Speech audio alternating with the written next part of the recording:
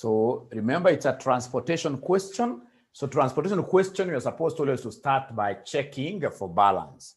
Is our table balanced? We can only say that our table is balanced if supply equals demand.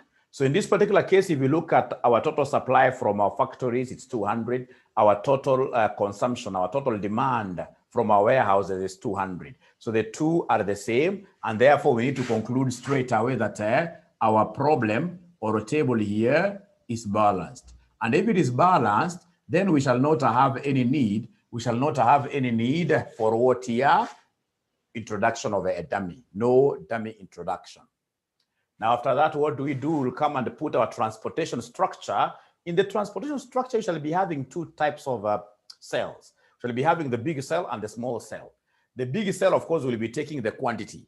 The big cell will be taking the quantities, whereas the small cell, we shall be putting what we call the transportation cost per unit. Transportation cost, it's not lost on us that always here we must have sources, of which we have our three factories, factory A, B, and C. And then on this other axis, where are we taking these goods to?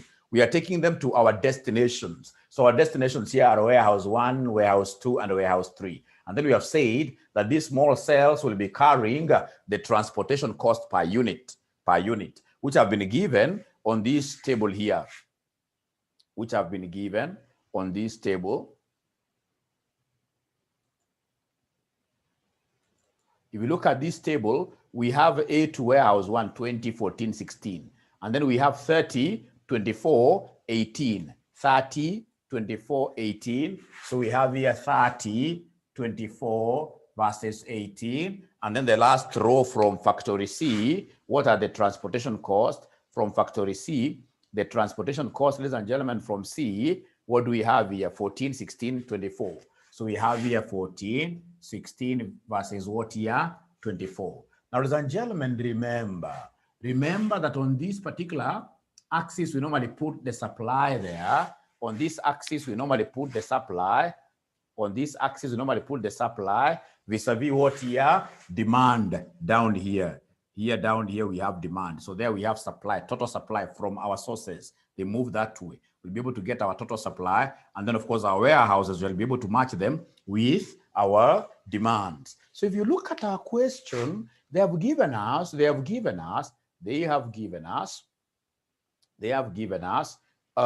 supply, this capacity. So capacity, we have A giving us 90. A will give us 90. Remember, my figures are in terms of thousands of units. So A will give us 90. B supply is 30. C supply is 80. So we have 90, 30, and what here? 80. And then we have warehouse 1 demand is 50. Warehouse 1 demand is 50. We have warehouse 2 is 110. Warehouse 2 is 110. Warehouse 3 is 40, like that. Now, ladies and gentlemen, we happen to be having our table there. We happen to be having our demand as given in the question. Warehouse 1 wants 50, warehouse 2 110, warehouse 3 40, etc. Now, ladies and gentlemen, with this kind of information, now I can very easily slot in the quantities inside here. So you want to do distribution of the quantities that I devised them. Warehouse 1 should get how many from source B, for example, etc. So from there, the next step, come and distribute. So we have here distribute. You are distributing, distribute units to the big cells. Distribute units to the big cells. Remember, in QA distribution of units to the big cells, we always use what we call the Vogel's approximation method. So we always use the Vogel's approximation, Vogel's approximation method. So Vogel's approximation method. Vogel's approximation method. Vogel's approximation method. Vogel's approximation method.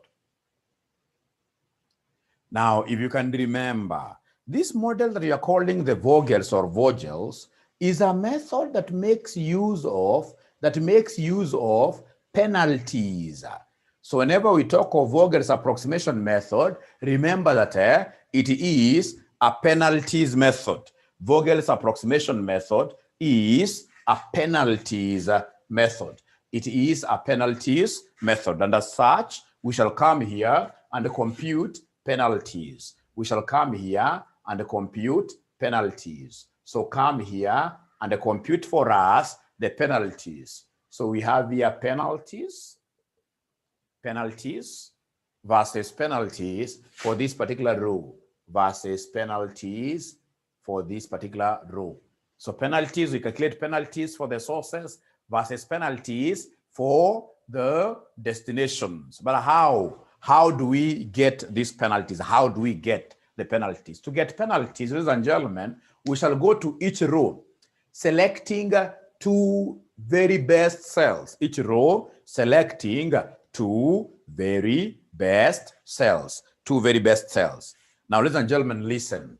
In row number 1, which one is the best cell cost-wise? Remember, these are costs. So cost-wise, we shall always endeavor to minimize cost. And as such, we shall always pick the cheapest cell. If you look at this thing very keenly, the cheapest cell here is this one here with 14 in row 1. In row 1, 14 is the cheapest cell, followed by which one here, somebody? 16. So for us to get a penalty, we always work with the two cells along a row. So these two cells along a row, once you have identified the two best cells along your row, you subtract their transportation cost. Like now here we have 14 minus 16. So 14 minus 16 gives us 2, always penalty. Even if you get a negative, it's not possible for you to be penalized negatively. So you always ignore the negative. What have we said about penalty calculation? You take the best cell minus the second best cell in terms of the transportation cost per unit. So if you're in agreement, could you kindly give me the penalty for cell number 2, or rather for row number 2? If you're in agreement, kindly give me the penalty for row number 2. The penalty for row number 2, what do we have? Dahir tells me 6, seemingly 6 is correct. So what do we have here? The very best is 18. 18 minus the second best, 24, which gives me 6. Everybody is able to get this. After that, ladies and gentlemen, what about penalty for row 3? For row 3, penalty for row 3, I'm being told it's 2 because it is 14 minus 16. Please go to the columns and do the same. Go to the columns here, column 1. Give me the penalty for column 1. Give me the penalty for column 1. Give me the penalty for column 1. So penalty for column 1, what do we have? For column 1, we have 14 vis-a-vis what here? 20. 14 vis-a-vis 20. Somebody tells me it is 6. 6. From there, we have column 2, where we have 14 vis-a-vis 16. 14 and 16, what do we have, somebody? 14 and 16. This gives me what penalty, somebody here? 2. Thank you very much. Lastly, column 3. Column 3, what is the penalty? The highest, the very best, is 16, followed by 18, which gives me a penalty of what here? A penalty of 2. Now, ladies and gentlemen, remember that we normally use the penalties that we have ascertained to do allocations. To do allocations, we always allocate units to the row, stroke column,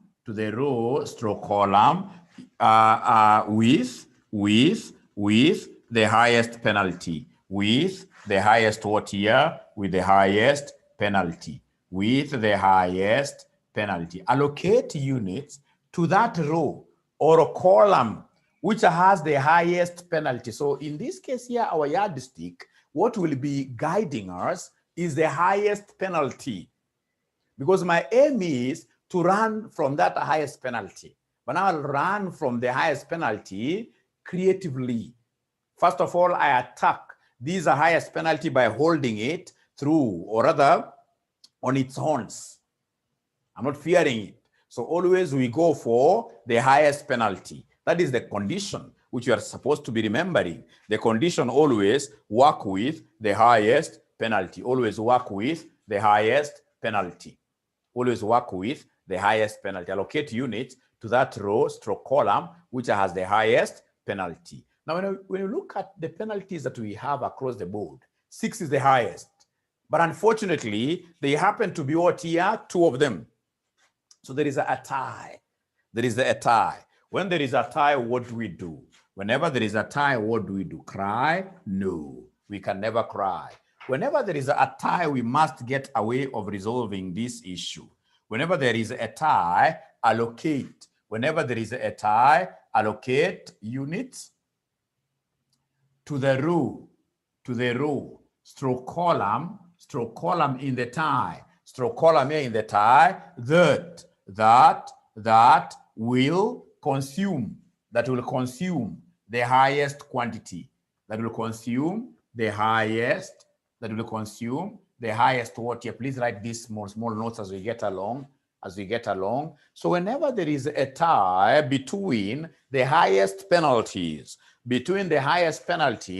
the row or a column that will at the end of the day prevail is that row stroke column which will be able to absorb the highest number of units,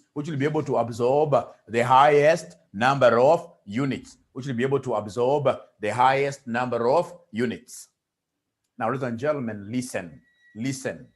When you come to this particular row, this has got 6, a penalty of 6. Among the highest, there are 2 of them, 6 here. Now listen, when you come to this particular row, I would want to know this root will accommodate how many units. So I would want to know, where do I do that assignment? Where do I do that allocation? So this is one of the highest penalties. So I'll walk along the route. And remember, walking along the route means you are a cost minimizer. So as you walk along the route between the 3 cells, the cell that I would prefer, the cell that I would want to work with today is the one that has got the least cost, which is this cell. So I would want to work with this cost, lowest cost, and as such, I would want a good student to tell me how many units are we supposed to put here. How many units are we supposed to put here? Let me call this number 1. Let me call it number 1. How many units am I supposed to put there? Number 1. So we are saying, ladies and gentlemen, remember that along this particular row, right, I'll always endeavor to minimize my cost as I walk along it. So on the cell that has got the lowest cost is this cell here with 18, 24, 30. When I compare the 3, it's 18. So I want to know how many units will be consumed by this cell that have nicknamed 1. When you look at this particular cell very well, there is what we call supply versus demand. You always compare the 2 and always the lower prevails. You compare the 2 and always the lower prevails. Compare the 2 and always the lower prevails. So ladies and gentlemen, listen. So here we are comparing between 30 and what here? 40. We are comparing between the supply and the demand, and the lower prevails. And that is why you are seeing that very many students are telling me that this one here that has got a higher penalty of 6, the root can only accommodate 30. Always. You compare the demand versus the supply, and the effective quantity to be placed in a cell will be the lower. Now listen, come to this other column that has got 6. Remember, you're being guided by the highest what here? Penalty. So this one here that has got 6, ladies and gentlemen, will take me to which cell? Pata potea. Will take me to which cell? Cell which has got which cost? Remember, as I'm walking along my column, as I'm walking along my row, I must always be guided by cost minimization. If I'm not a cost minimizer, I'm not even supposed to be an accountant. Cost minimization, yes. So cost minimization, this takes me to 14, because I'm looking at 14, 30, and 20. So if 14 is the lowest cost, could you kindly tell me this cell here, which I'll call cell number 2. How many units should we put there? How many units should we put there? How many units should we put there? How many units should we put there?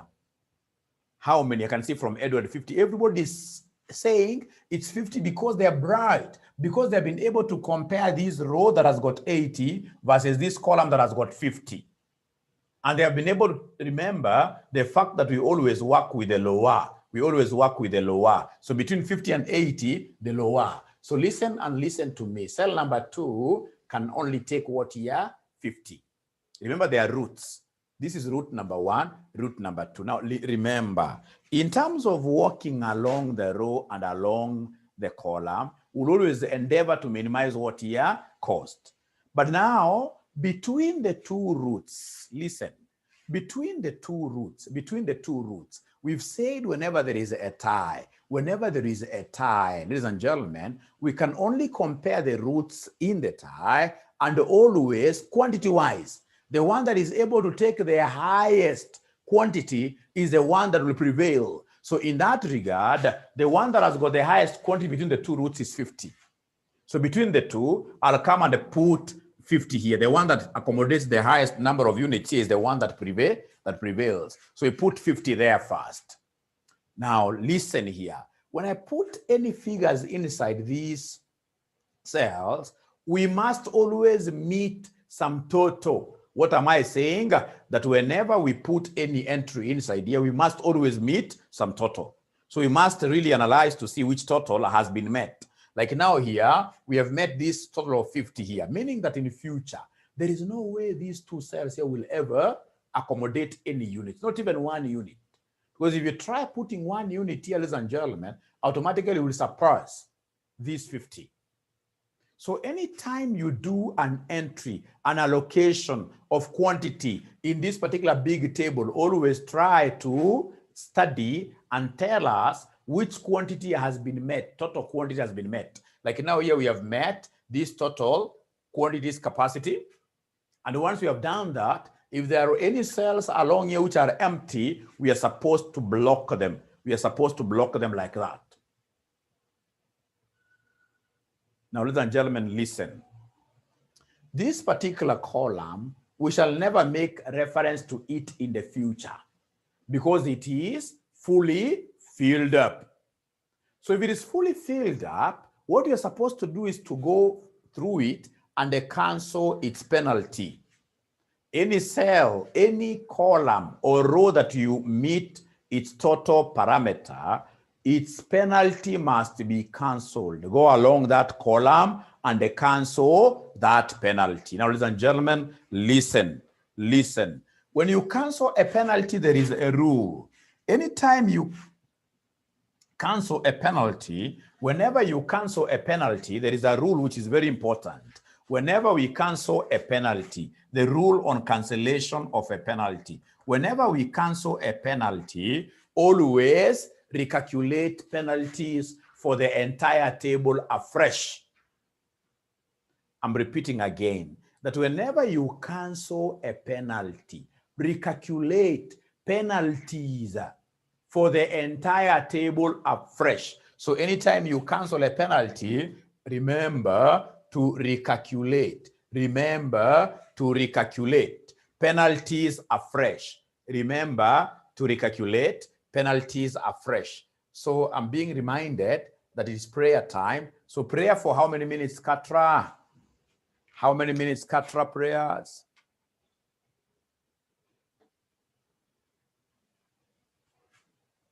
Katra nataka dakika ngapi? Dakika 10. So ni mbio jameni, ni mbio jameni. Wala ambao muendi kuomba, it's important that we all of us get to pray. Very important, yes. It's 6:27. We come back at 6:37 and then it continues to the end.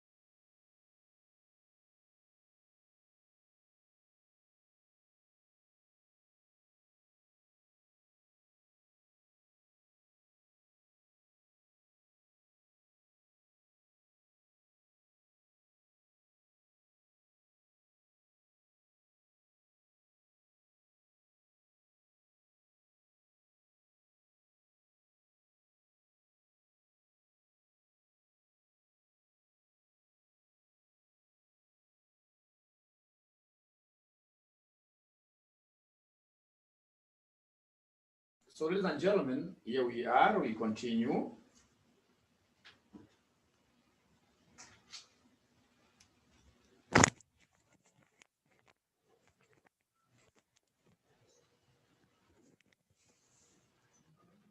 Here we are, we continue. So we've said, here we have cancelled a penalty. When we cancel a penalty, we must recalculate new penalties for the entire table afresh. Fortunately, calculating a penalty is not a big deal. Like if you tell me to calculate a penalty for you for this particular column, how do I go about it? I'll always work with the very best cell. In this column, the very best cell is 14, followed by 16. So get the difference between the best and second best. So 14 minus 16, that gives me 2. Remember, we said we assume that all penalties are positive. Disregard any negative. So here we have 2. How about this? Here now, listen here. Remember, you never did any allocation. You never did any allocation there. No allocation was done there. So still this cell is available. So the very best cell here, ladies and gentlemen, along this column is 16. 16 followed by 18. So the difference, this minus this, gives me 2. And there is no good reason for me to cancel this 2 to write another 2. No. So in this case here, we have the 2 still remaining there, 2 like that. Now come to this other angle here, the row. The row, remember that anytime they want us to compute a penalty, we only work with eligible cells, eligibility test. If you look at here now, we have 3 cells, right? But you see this cell is blocked. It's not eligible for taking up units in the future. So you can't use it to calculate a penalty.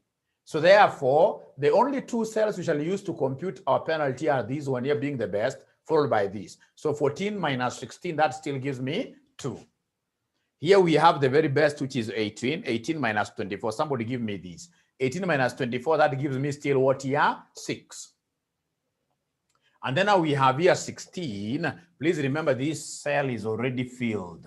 It's not a nice cell for us to use to compute a penalty. So now we have 16 vis-a-vis what here? 24. So 16 minus 24 gives me what figure? Somebody here. 16 minus 24. Somebody give me that figure. What is 16 minus 24? I'm being told it's 8. So here, come and just knock this off once, and then you write 8 by the side. You write 8 by the side. Ladies and gentlemen, I happen to be having a fresh pool of penalties. I have new penalties. So I'll always endeavor to work with the highest penalty. So in this particular case, among us the 4, are they 4 or 6? We have 1, 2, 3, 4, 5. Among us the 5 penalties that you have, which one is the highest? Which one is the highest among the 5 penalties here that we have? Which one is the highest? Which one is the highest? Somebody tells me it's 8. Fine.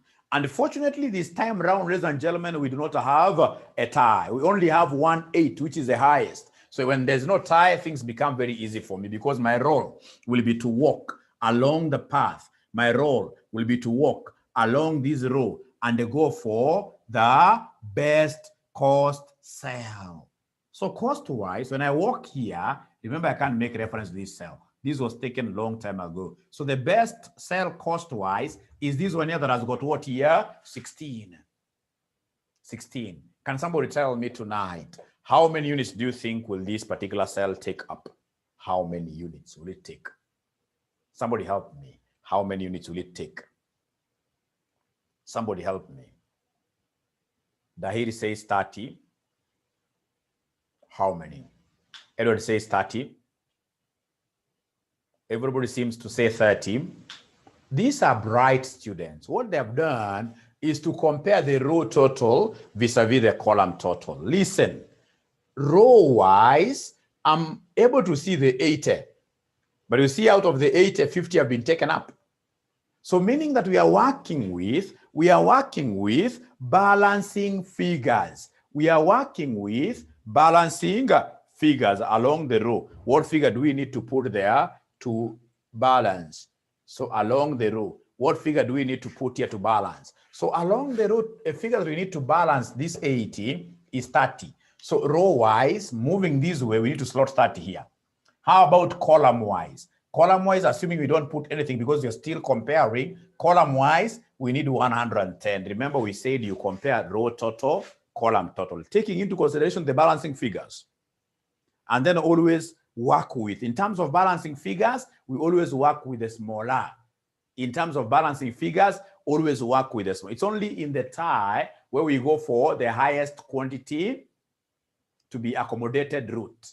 So ladies and gentlemen, listen. Here we have said row-wise 30, column-wise 110. So 30 prevails. So we shall put 30 here. Now let me ask you a question. After putting that 30 there, could you kindly advise me, is there any total we have met by placing that 30 there? Because every time you insert a quantity there, there must be a total to be met. There is no way you can ever insert a quantity without meeting some total. Is there any total we have been able to meet?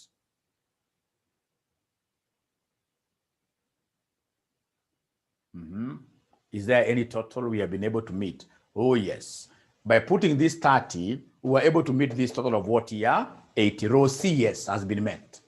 So whenever you meet a total of a particular row or a column, like now here we have met a total of 80, this total of 80, it means that any empty cell along that row whose total we have met has to be blocked. Any empty cell along the row whose total we have met here has to be blocked as a sign that it shall never accept units in the future. It shall never accept units in the future.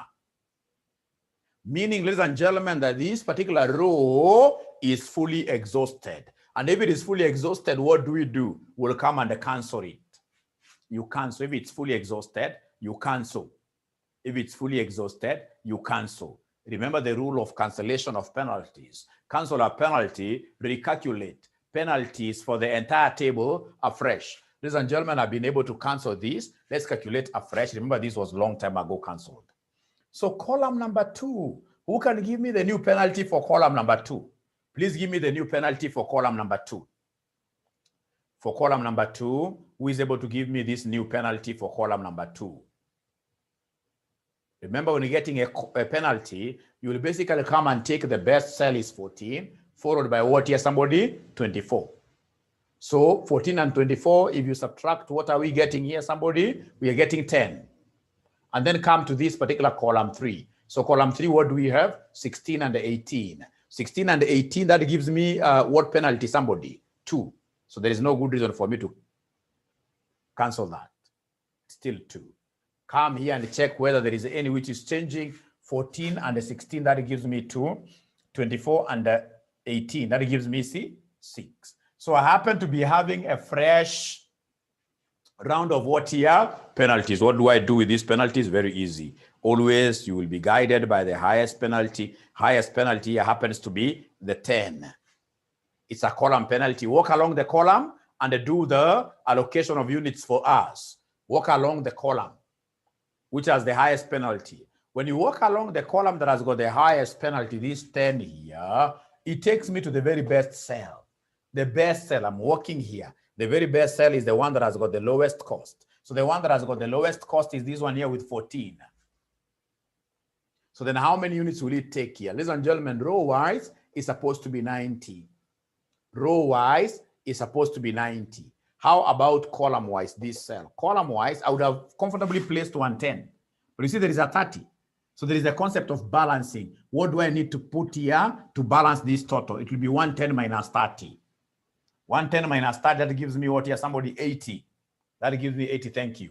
So then I'm comparing between placing here 90 and 80. Remember, in terms of balancing figures, the lower balancing figure is always the lower that prevails. Quantity-wise, balancing figure, it is always the lower that prevails. And as such, we shall come and place what there? 80. We shall come and place 80 there. Once I place 80 there, I must use the totality rule. Is there any total that you have been able to meet by placing that 80 there? Oh, yes. We've been able to meet, ladies and gentlemen, these 110. And then when you walk along the column, you'll be able to see along the column, if there is any empty cell along a column whose total you have met, these has to be blocked. And if it has been blocked, it means that this full column here has been exhausted. We shall never make reference to it in the future. And really to be able to demonstrate that, we need to cancel the penalty. And remember, that once you cancel a penalty, you cease, or rather you have to calculate new penalties afresh. When you cancel a penalty, you have to recalculate new penalties afresh. So come here, we have 16 and 18. 16 and 18, that gives me what here? 2. That gives me 2. Now, ladies and gentlemen, here there is a problem now. What is the problem? That for us to be able to compute a penalty, we need how many empty cells? 2. When you look at this, we don't have a partner for these. Row number 1, you need 2 cells. The 2 which are here are already taken up. So here we have hit a plateau. We have hit the dead end of calculating penalties. Whenever you reach a situation where you have a row or a column with a single empty cell, one empty cell, and you need 2 to be able to compute penalties, then you stop the exercise of computing penalties there and then. So when you stop like that, ladies and gentlemen, it means that now we have hit that particular level where we only take balancing figures. For purposes of finishing our question, now we have hit that particular situation where we can no longer compute penalties, and as such, we shall come here and balance our entire table. So while balancing, remember we have got 2 cells here. I can't start with the 18, even if we are speaking about balancing. We have to be cost sensitive. So cost sensitivity, this takes me to this cheapest cell here. So somebody, how many units do I place here to be able to really meet the entire table? How many? When you look at row-wise, balancing figure is 10 because there is this 80. When I look at column-wise, balancing figure, there is nothing to be deducted here from the total. Balancing figure here downward will be 40. Balancing figures, we always work with the smaller. And as such, I'll put 10 there. So when I place that 10 there, ladies and gentlemen, I can see I've already met this. Remember now there is even nothing much really to talk about, to care about. It's about balancing, and I was having 2 cells. Here I've been able to place a quantity. Now the very last one is the most sensitive one, which will be able to guide us and tell us whether we are correct or wrong. This last one, now whatever quantity you put here should be able to agree row-wise and column-wise. How many units do we place here? How many units do we place there? Somebody talk to us. How many units do we place there? Lokai tells me 30. So when you look at row-wise, you're right, 30, even column-wise, 30 because of 40 minus 10. So 30 like that. So ladies and gentlemen, we've been able to finish allocation of units to our transportation table cells. And now once you do that, you need to straight away rise up, go to another different step, the step of checking for degeneracy. So come here and check for degeneracy. Come here and check for degeneracy. So mention there, check for degeneracy. Check for degeneracy. Now, ladies and gentlemen, listen and listen to me very well. If you want me to check for degeneracy, there are 2 things that I'll always remember. 2 things that I will always remember while checking for degeneracy. Number 1, I have to count all the filled cells. Then I'll be able to explain to you what degeneracy means. So you count the number of filled cells. Please count them for us. Number of filled cells. How many cells do we have here that are filled up in our table? Number of units or other cells with the units, like this has a unit. This has got units. So we have 1, 2, 1, 2. Don't count the supply and the demand. So we have 1, 2, 3, 4, 5. You can see when somebody has already gotten that. Number of filled cells, they are telling me they are 5. Number of filled cells, they are telling me they are 5. Please come and compare this with some statistic, very important statistic, R plus C minus 1. R plus C minus 1. R plus C minus 1. R stands for rows. Rows plus columns minus 1. Rows plus columns minus 1. So rows, how many do we have? Rows means sources. 1, 2, 3. Don't count the demand. Rows means, ladies and gentlemen, rows, we have 3. Columns, we have got how many? 1, 2, 3. Columns are 3. So 3 plus 3 minus 1, as somebody there, Edward is telling me, is 5. 5. So ladies and gentlemen, listen.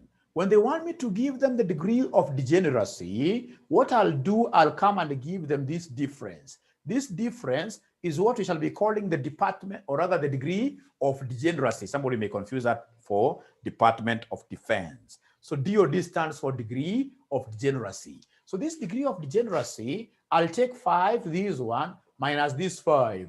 So 5 minus 5 gives me 0. 5 minus 5 gives me 0. 5 minus 5 gives me 0. Ladies and gentlemen, listen.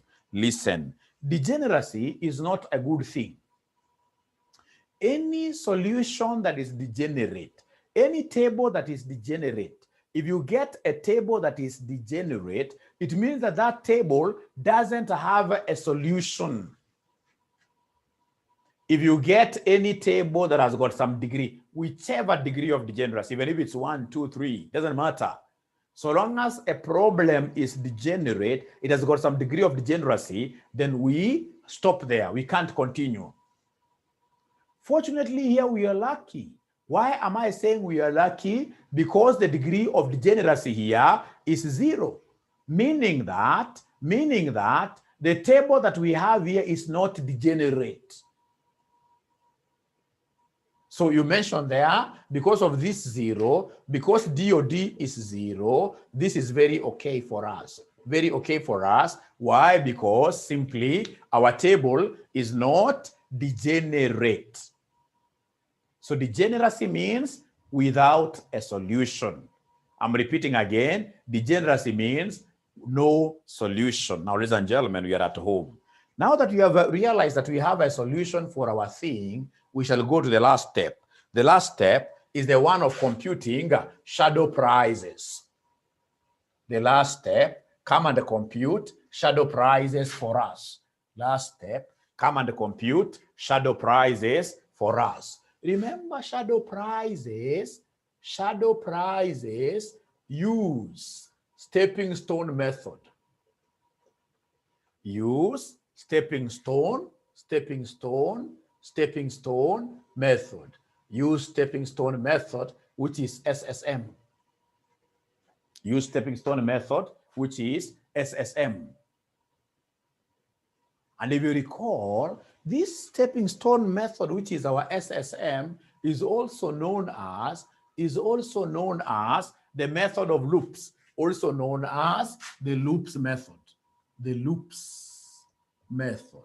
It's also known as the loops The loops method. It's also known as the loops method. It's also known as the loops method. It's also known as the loops method.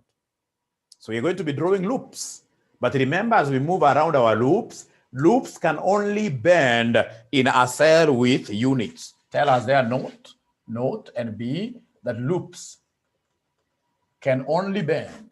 Loops can only bend in a cell with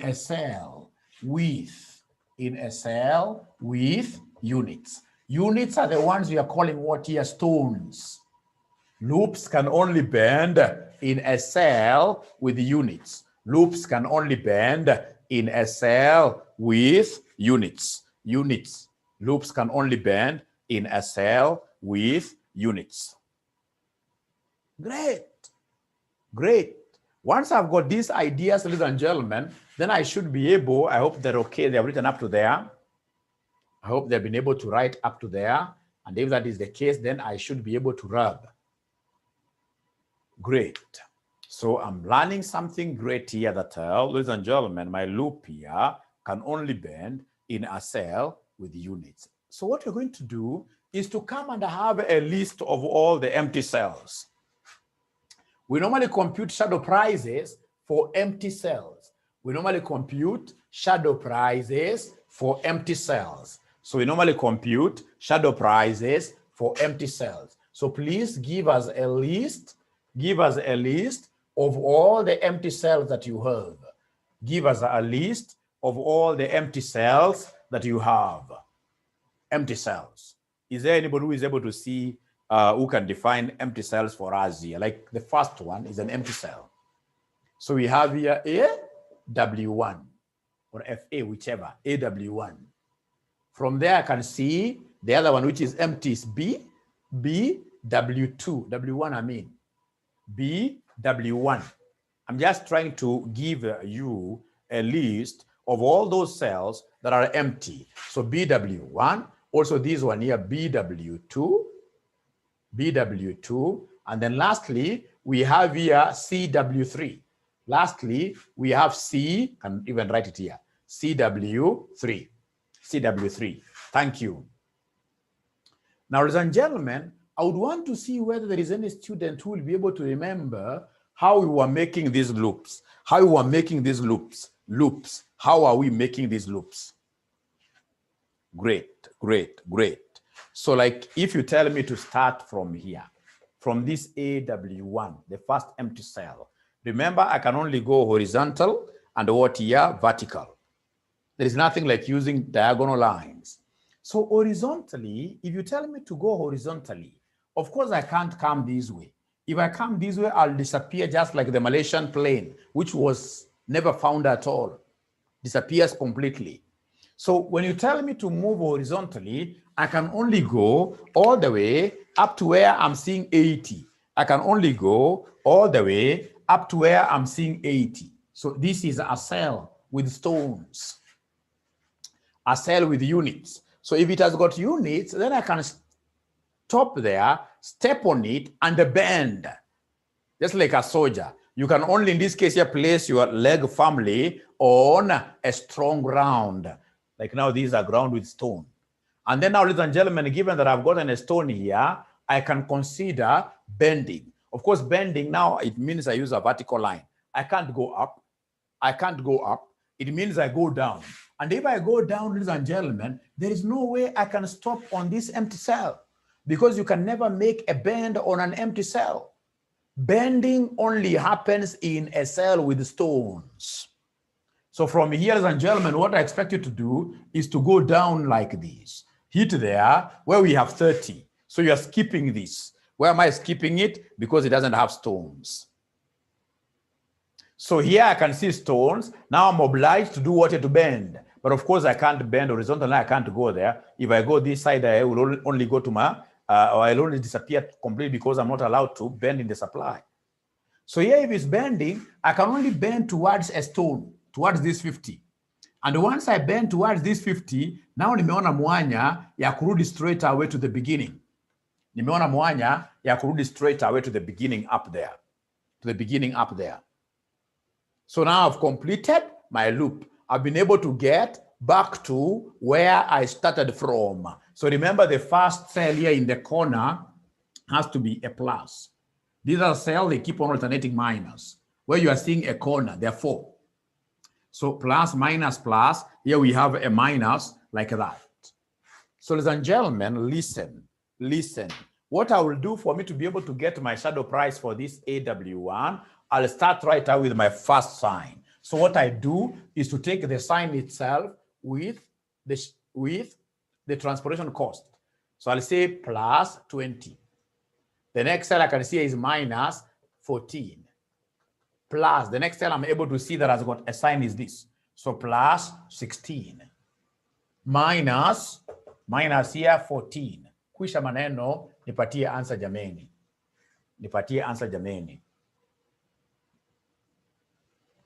Kwisha maneno, nipatie answer jameni. From there, I'll be able to guide you accordingly.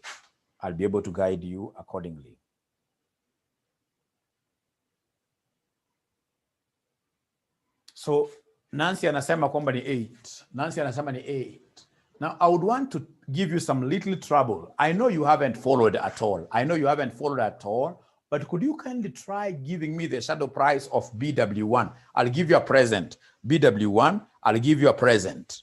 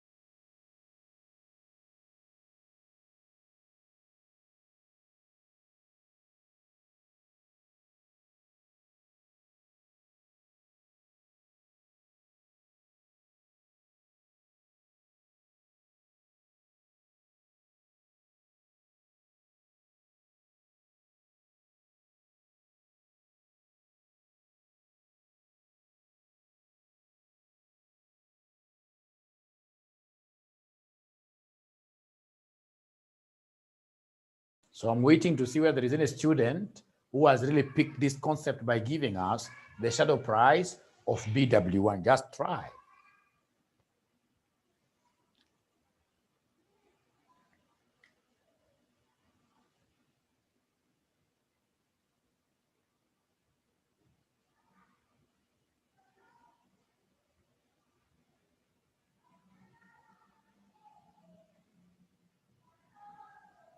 Ukiona amenyamaza hivyo ni disaster. Tricky but 34. Melissa tells me 14. Christine Kariuki, I like the democracy. This is the kind of democracy we like. Unakuwa na wengine ambao ni dynasty, wengine ni mahasla. Na tunaishi vizuri wote pamoja.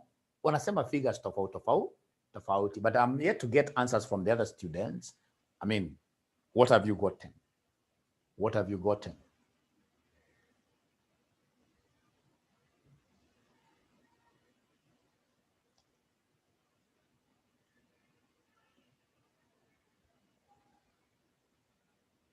Faith says 8. Faith says 8.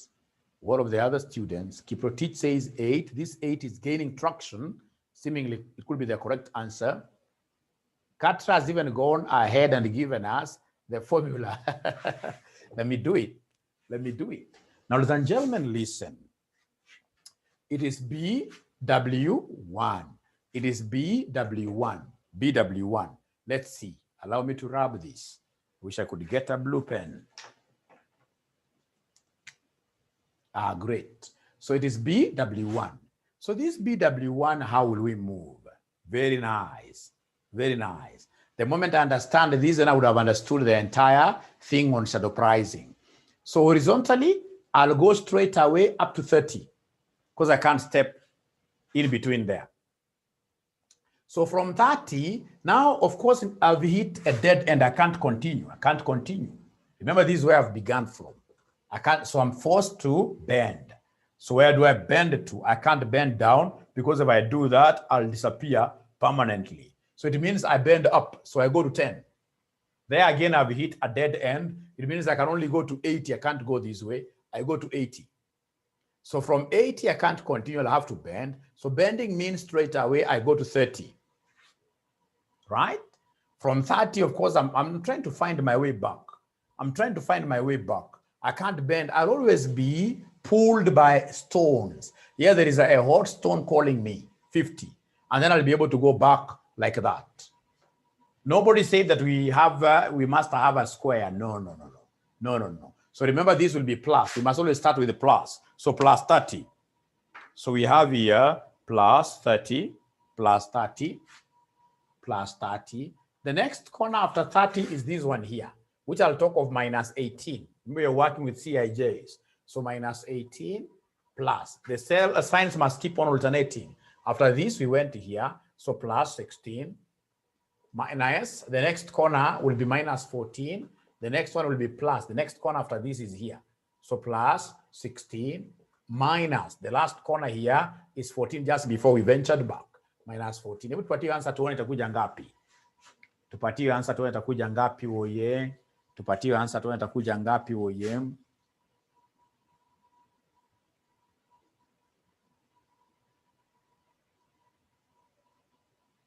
Katra says 16. So remember, as we get shadow prices, we are only working with corners. Corners that helped us bend. So what figures do we have here? Somebody is saying 816. I doubt that. 16. I want to believe I wanted to say 16 years. So this is 16. So could you kindly now get for me this and this one, bila wasiwasi. Get for me those two, bila wasiwasi. Get for me those two, bila wasiwasi.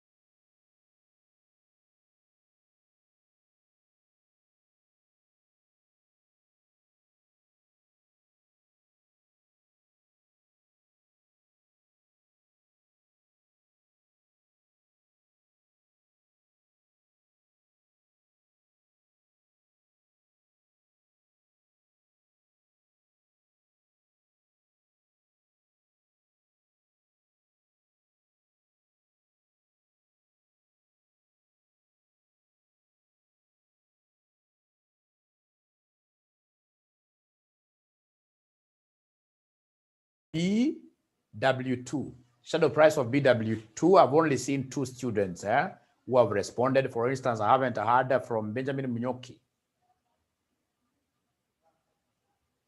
Liz Wandi, I've not heard from you. Muhammad. Edward 8. Timothy Karuti, I've not heard from you. Husna.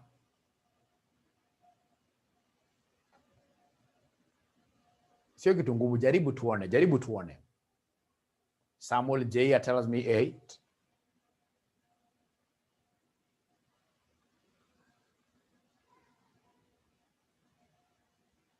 So what do we have here for BW2? BW2, ladies and gentlemen, for BW2, we have BW2.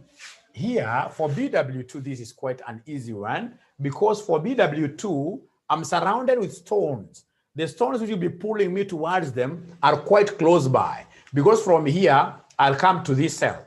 From here, I'll go there. I'll be pulled by this 80, and then I come back. So we start with the plus here. So it'll be plus the CIJ, so plus 24. The next cell where the bend here is this one here, which is now minus, because the signs must keep on alternating. So minus 18, plus 16, minus 14.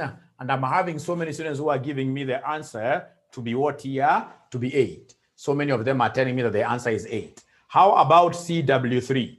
CW3. So could you kindly help me? CW3, the last one. CW3, the last one. What do we have there?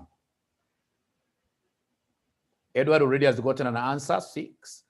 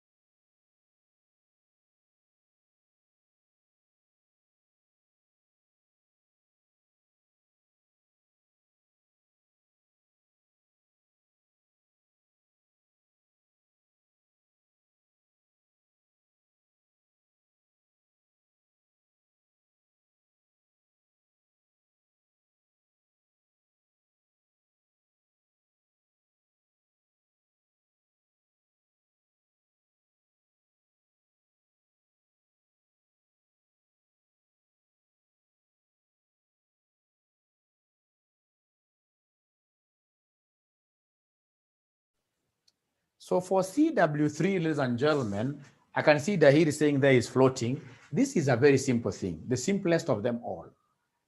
Very simple thing. Let me rub this.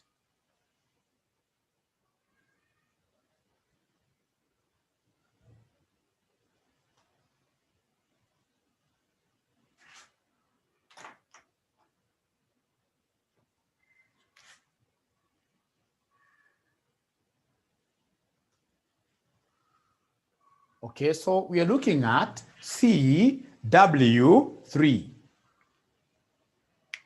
CW3. So CW3, where are we? Here. Here. So what you want to do is to constitute a loop. And how do we constitute this loop? Very easy. You move horizontally and what here? Vertically, in a way that you will be able to step on stones. The method itself is called stepping stone method. Stepping stone method. It's called a stepping stone method. So ladies and gentlemen, please help me here. If it's horizontal, where I can see a stone here, I can see quantity here. So here I'll move up to 30. So from there, I don't have to continue. Once I've seen a stone, I'll always consider bending. So here I want to bend vertically. Vertically, of course, I can't go down. I am seeing a stone up there pulling me. I can't stop here because here is an empty cell. So I can see a stone pulling me up. I'll go all the way to 80. So from there, what do? I want to bend because already I've hit a dead end upwards. So bending, I can't go this way because if I try to go this way, I'll disappear completely. There is no stone to step on to bend horizontally that way. So it means if it's horizontal, it has to be this 10. And of course, the moment I've seen this 10, now I have to go down at once because I'll have closed the loop. The essence is to start and ensure that you close the loop. You start and you ensure that you close the loop. So ladies and gentlemen, if that is agreeable, I would want us to come and now fix these things for CW3. So CW3. So this CW3, what do we have here? We start from our empty cell. Our empty cell here has to be positive. Remember, we keep on changing as per the corners. So this will be negative, this will be positive, this will be negative. The corners, we have only 4 corners and therefore 4 signs. So we have here positive what here? 24. Even if you move clockwise or anti-clockwise, you'll get the same answers. The next one is this one here with minus the small cell value. So minus 16. The next cell here is plus what? Plus 14. From there, we have minus what here? Minus 16. So could you kindly give us an answer? You can't use this because you don't have a corner. You only use cells with a corner. You only make use of cells with a corner. Please help me. What figure do we have? Pata potea. Pata potea. So I'm being given a figure of what here? 6. 6. I'm being given a figure of 6. Ladies and gentlemen, please let's make some observation there. That all the shadow prices are a positive.